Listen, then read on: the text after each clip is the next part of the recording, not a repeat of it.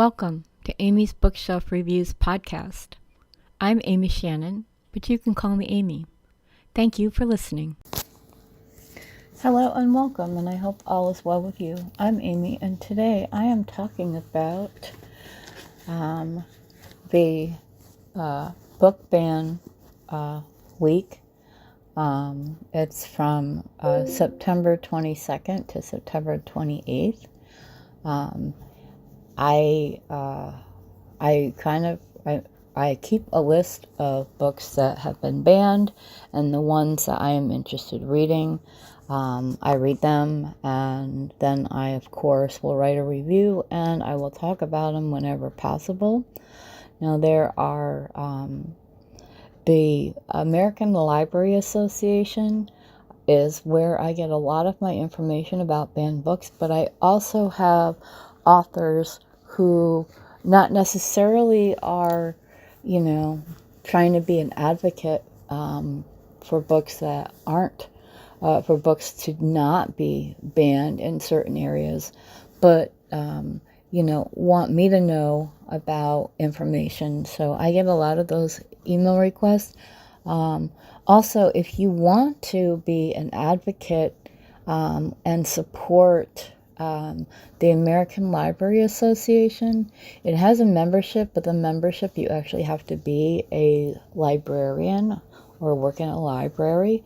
So that is the only thing holding me back from joining this this agency, the American Library Association, and it's ala.org. So you can find a lot of information on their website. And one thing I find interesting is that every year they post the top 10 most challenged books.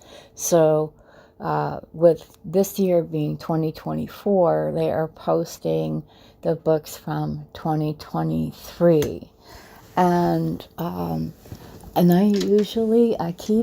always keep a information about certain books, and so the American Library Association also has a place where challenged books, you can get their list, you can print out a flyer or an advertisement. They also have resources and tools, so you can share on social media. If you read a book that is considered one of the most challenged books, and you write a review, I would also, share that information. You can tag the American Library Association. You can tag Amy's Bookshelf Reviews on, social media such as X or Facebook, because I do get a lot of requests, but I also have a pile of books that I am slowly going through when I have time to read them. I put my priorities for my author's request, and when I say my authors, it's kind of like anyone who keeps coming back, and there's a reason why they keep coming back for me to read them, read their books, and I really enjoy reading new authors and experienced authors and their different work.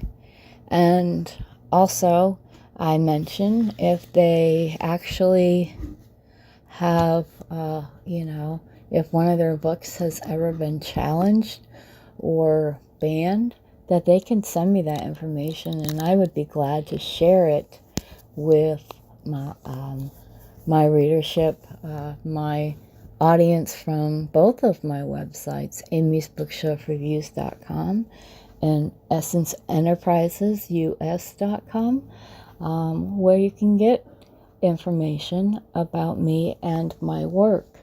So I'm going to go through as I said, the date for banned book week is September 22nd to the 28th. But even during times that are not those dates, if you subscribe to various book literary newsletters that share information, you can also find lists of books, and a lot of them they're not on the top list anymore of like the classics, because there have been classics that were banned. I know that The Diary of Anne Frank was banned in Germany when Anne Frank's father, the only survivor of their family, published Anne's diary. If you've never read The Diary of Anne Frank, I recommend that as a must read. Also, if you can look back at other books from the classics that you have read, and maybe you can read them again. There are also, if you look on Amazon and looking for classic works, they have Amazon has republished or reprinted a book on Kindle of something from hundreds of years ago, and you can usually get them for either free or 99 cents. And you can read classic books that way. They also have a great many varieties of books. And of course, you could search for challenge or banned books. So what I'm going to first talk about is you will see, I'm going to go through the books from this one is the top 13 most challenged books of 2022, and according to the date in 2022, which they did this in 2023, they came out with a report. The American Library Association tracked 1,269 challenges to library, school, and university materials and services in 2022.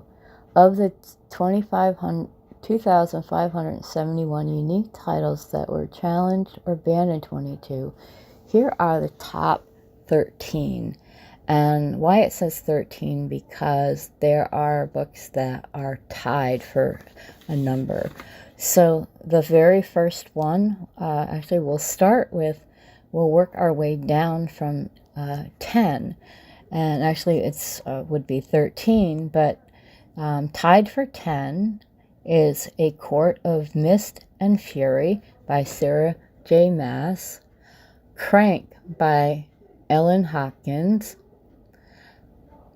Me and Earl and the Dying Girl by Jesse Andrews, This Book is Gay by Juno Dawson, Number 9, Out of the Darkness by Ashley Hope Perez, Number 8, The Absolute True Diary of a Part-Time Indian by Sherman Axel, Lawn Boy by Jonathan Evison, The Perks of Being a Wallflower by Stephen Chbosky. And this is tied for number 5, Looking for Alaska by John Green. Number 4, Flamer by Mike Corrado. Number 3, The Bluest Eye by Toni Morrison. Number 2, All Boys Aren't Blue by George M. Johnson. And number 1, Genderqueer by Maya Kobabe. Now, out of these books so far, Lawn Boy's on my list to read. I have some other ones as well. All Boys Aren't Blue and The Bluest Eye. So those were interesting books. Genderqueer is a graphic novel, and it's a graphic novel. But I think that if you are uncertain about the LGBTQA plus community and how gender, it's been a hot topic of people deciding to be a gender neutral, or I don't want to say the wrong thing. So some are, they have their own self-described identity, not male, not female, not, transgender. They also self-identify by whether or not they participate in sexual activities or not. Yes, many of the books on this are related to LGBTQA plus, and some of them they say there's sexually explicit. And personally, I believe the only people who should be able to tell others what to read and what they can't read would be parents of children that are under the age of 18. I would not want to be told by another parent, oh, your kid can't read this. And because we have freedom of speech, we should have the freedom to read. And I understand how some kids are, or some parents are concerned about what their child reads, and they should be.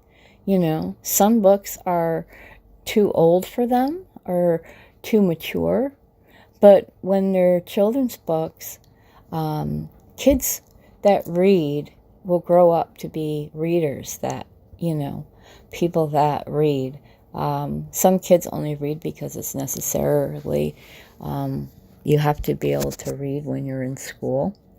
And some they don't have so many times where they think that they can read. I tell you, when I was growing up, if I said, oh, Mom, I'm bored, she'd hand me a book and say, here, read, you won't be bored anymore. Or go outside and play, So it is quite interesting. Excuse me, my throat was a little dry. It just seems like since the pandemic of COVID-19, when people were having to, shelter in place and stay away from people, more and more books were being banned. And where they're not, well, some classics are still, banned from school. Some classics, some people like and some people don't. There are classic books that are considered classics that I'm not interested in, or authors that I am not interested in reading their work. Classic authors, I have my favorites. In the times where they were written, sometimes they were banned or challenged or burned, either because of the content of the book, where some people, or one or two people, said, oh, you shouldn't read this book because it's got a specific word in it. Or, it talks about self-harm, or, something like Romeo and Juliet, or Hamlet and Macbeth, and Leaves of Grass. And I say Leaves of Grass because Walt Whitman is one of my favorite all-time poets, him along with Shakespeare. And I love Edgar Allan Poe. But some of their work was judged based off of the lifestyle of the particular author. Just because you seem a little crazy does not necessarily mean that your work isn't good. I think when you're a writer, it's like that, those many voices in your head, except you're putting them down and you're creating characters from them. You don't have to be crazy to write. But getting back to the most challenged books of 2023. So I'm going to start at, this one has 10. And let's see. Starting with number 10, Sold by Patricia McCormick. Number 9, Let's Talk About It by Erica Moen and Matthew Nolan. Tricks by Ellen Hopkins. Me and Earl and the Dying Girl by Jessie Andrews. And that's for 7 and 8. Number 6, The Bluest Eye by Toni Morrison. Number 5, Flamer by Mike Corrado. Number 4, The Perks of Being a Wallflower by Stephen Chbosky. Number 3, This Book is Gay by Juno Dawson. And again, the top 1 and 2 books. Number 2, All Boys Aren't Blue by George M. Johnson, and Gender Queer by Maya Kubabi. Now, I think they are very interesting books. And, you know, we should be able to say, oh, I'd like to read this book, or I would like to read this other book. And I have a lot of books on my bookshelf that I have read, and some I haven't. But, you know, and there's even a book that the American Library Association has published, and it may have an update. It's called Read These Banned Books, and inside the book is a list of various books, not just the top 10 or top 13. So what I want to do, and this I know goes back, the book Gender Queer, I am a proud owner of a copy of it, and I know this has been on the banned book list pretty much since it was printed. So, it's a graphic novel, and there was something interesting about this book. It's Gender Queer, a memoir, and it's with a variety of graphics and storytelling, and yes, sometimes there's images of nudity, and there's a passage in here that I want to play. Or, I'm sorry, to read. Let's see. I want to get to a part where that was interesting. Okay, so I am reading page 28. Finally, in the summer between 5th and 6th grade, I had a breakthrough. Harry Potter mania hit my class in 1999. My mom was reading the second book out loud to me and my sister one chapter a night. That simply was not fast enough. One night, I snuck the book and a flashlight into my bed. I vowed not to sleep until I figured out what happened next. By morning, something magical had happened. I had become a reader. A much less welcome change was around the corner. My stomach hurts. I feel awful. What's happening? Oh, no.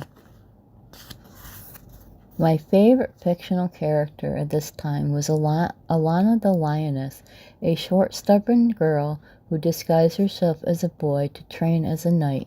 I listened to the audiobook by Tamara Pierce and read by Trini Alvarado over and over throughout my childhood. Alana's first question on starting her period was, "How long do I have to put up with this? I didn't ask to be born a girl. It's not fair." Because of the Alana books, I knew periods involved bleeding every month, were related to the ability to become pregnant, and were really a totally normal and natural thing to happen to young teenage girls. But I never thought it would happen to me. So it is very interesting about the experience with being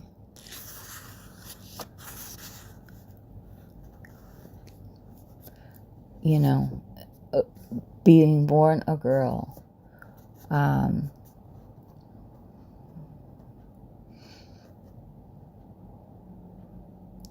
So I'm skipping to page 41.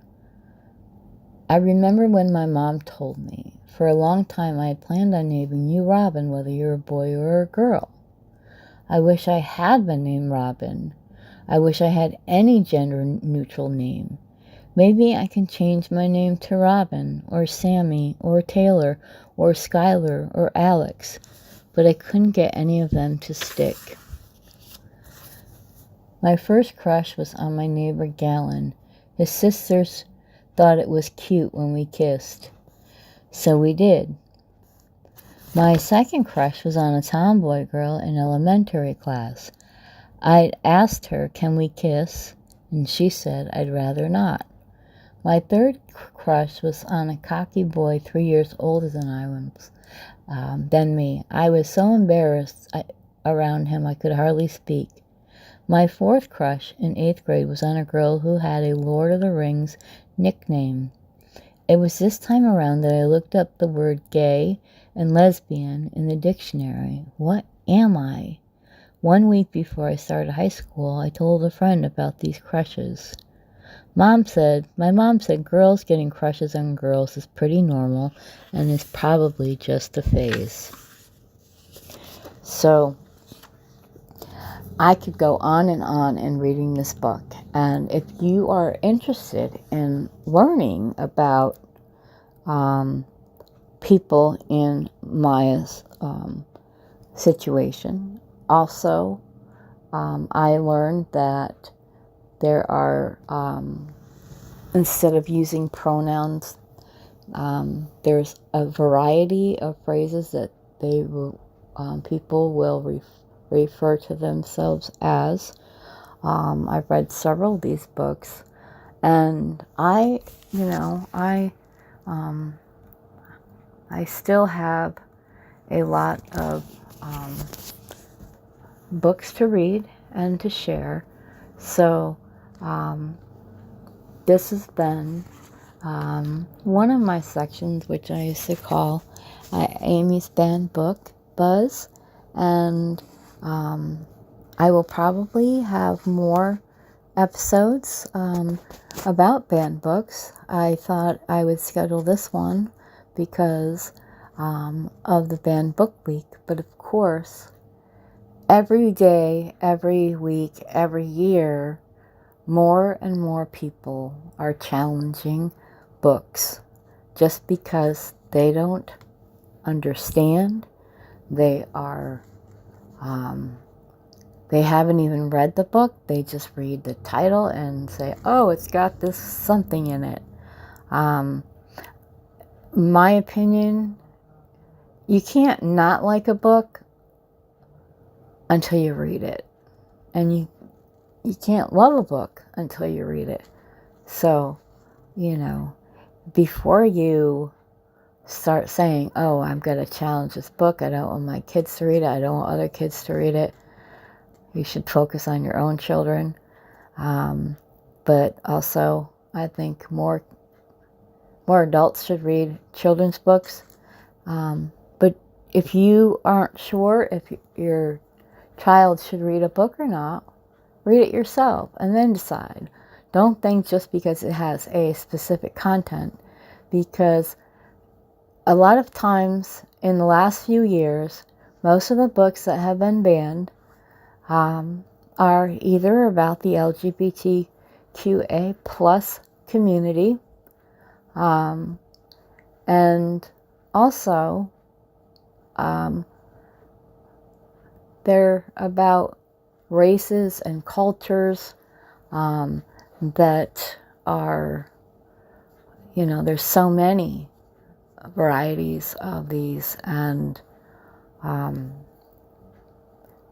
don't, if you don't want to read a book, fine.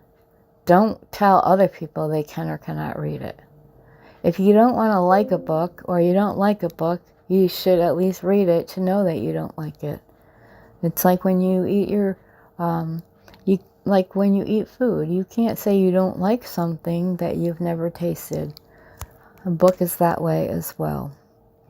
So, anyways, if you're an author and you want your book or one of your characters to be on the show, more details on my website. Go to amysbookshelfreviews.com/podcast for more information. If you're an author and you want your book reviewed, go to Amy's Bookshelf Reviews for more information. Please feel free to subscribe to my website, where you'll get all my great email campaigns, blog posts about authors, their books, and recommendations. You might be as lucky as I am to find that hidden gem that keeps reading your work for your new favorite author. Be well and be safe, and don't forget to subscribe to this podcast so you never miss an episode. Thank you, and I'll talk to you next week. This has been Amy's Bookshelf Reviews podcast. Thank you for listening, and always be kind and stay safe. Thank you.